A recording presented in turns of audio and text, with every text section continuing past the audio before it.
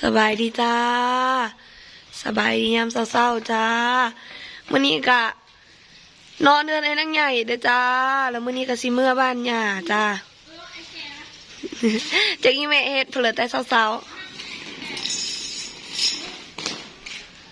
ๆมาหารัตนาก่อน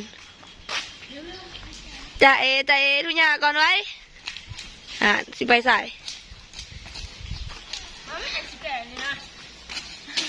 ทุกอย่างก่อนไว้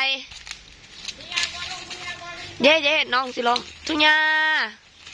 างก่อนทุกอย่างดูคิดมาบอกน้องทุกอย่างเลยทุกอย่างแน่เห็นยัง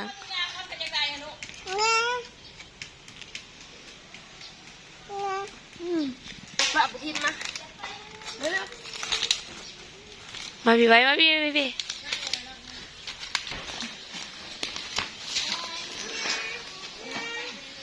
่ไงไข่หมดแดงบ่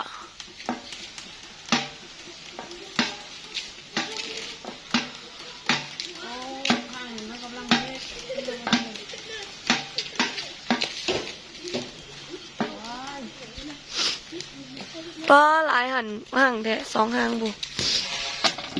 ว้ายป้าจะเอาฮอดหม้อเฮ็ดผู้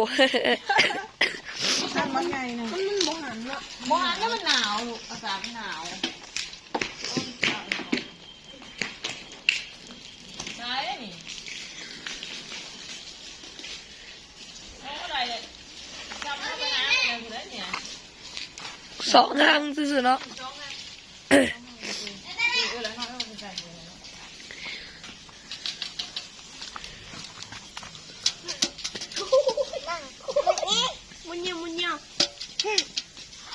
โอ้ยยังไม่ย่อไม่แง่ใช่แท้นี่ได้ลูกเอ้ยยังไม่ย่อไม่แง่นี่ได้ว้าลายนี่นะหน่อยเอ้ยยืยตัวยาก่อนเร็วลูกเอ็ดดีๆลูกตัวยาก่อนยุ่บ่ยุ่ยไปจงกงเกงจังว่ายังปลุกแปลกอ๋อที่จะว่าเป็นถ้วยบุญไหนเนี่ยว้ายเด้อจะหน่อยหมดครบได้จับน้องเอามาอีกจับก้นแล้วก้นเลยป้าลายนี่เลยที่เจ้าเอ้ยว่าไงเนี่ย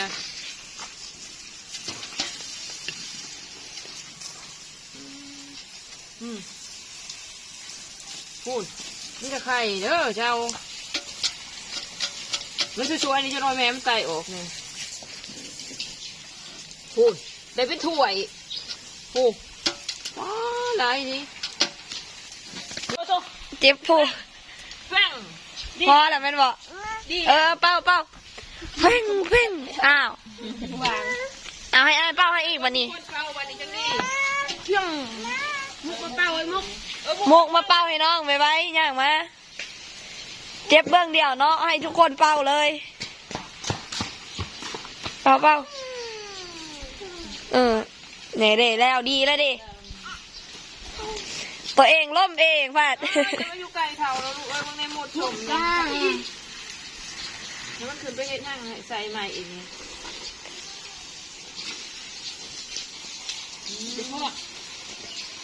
นี่แหละนี่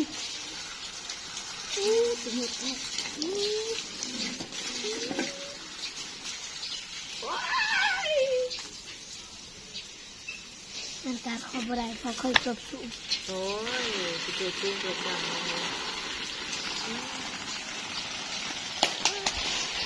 ไปโบ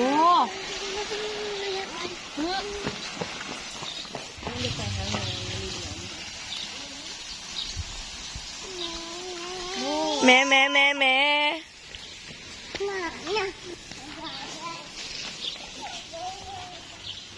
ไผสิสู้ความคิดดื้อเจ้ารัตนาเอ้ย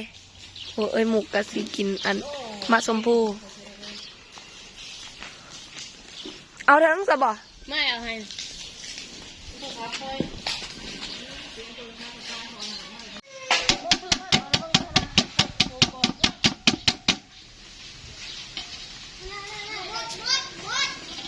หมดกันหนองเด้อ เอ้ยนางใหญ่ก็เขียนหนังสือด้วยจ้าเตรียมตัวไปโรงเรียนแล้ว สวัสดีจ้า หนาวดิ เชื่อบ้านตอน สบายดีนะจ้า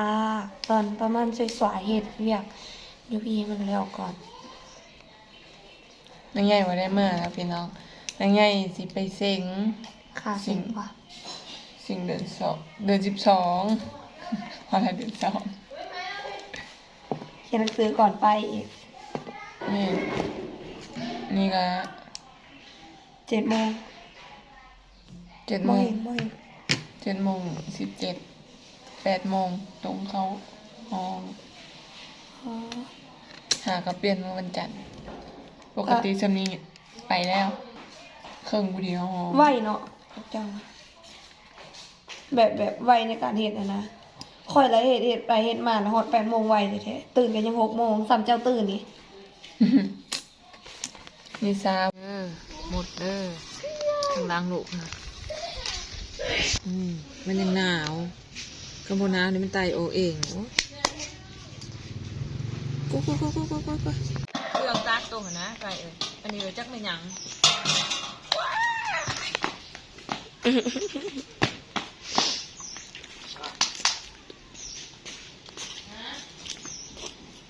กระปูดอยู่นะคะนี่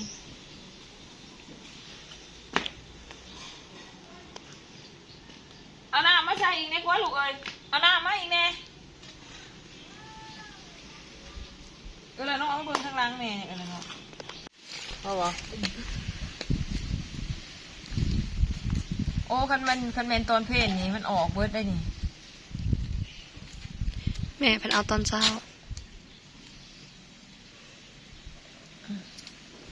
ชิมเลือกเลยพี่เชย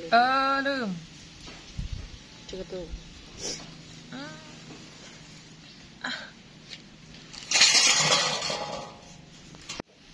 ยังบ่เดือนไข่ใหญ่มั้ง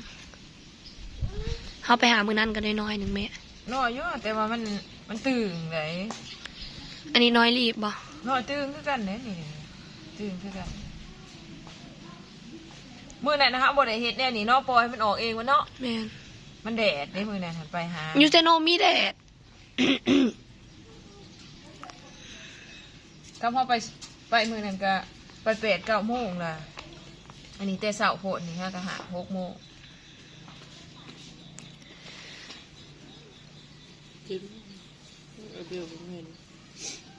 เอ้ยเตอชื่อไอ้นางน้อยบ่นี่ไอ้ายผู้สาวน้อยสิไปโรงเรียนบ๊ายบายอ้าวไปแล้วโอ้ ระวังเด้อมันหึ้นนะนะหึ้นสักพักนะเอามาไหมมันสักพักมันจุ่มหึ้นหูคนใดแล้วนะ ขึ้นสันถึงคุณวะ แล้วเลยเด้อจ้าบัดนี้กะครัวไข่มดแดง ไข่หมดแดง ใส่ไข่แล้วก็มีป่นป่าจ้าก็มีซีนแห้งมาจ้ามากินน้ำกัน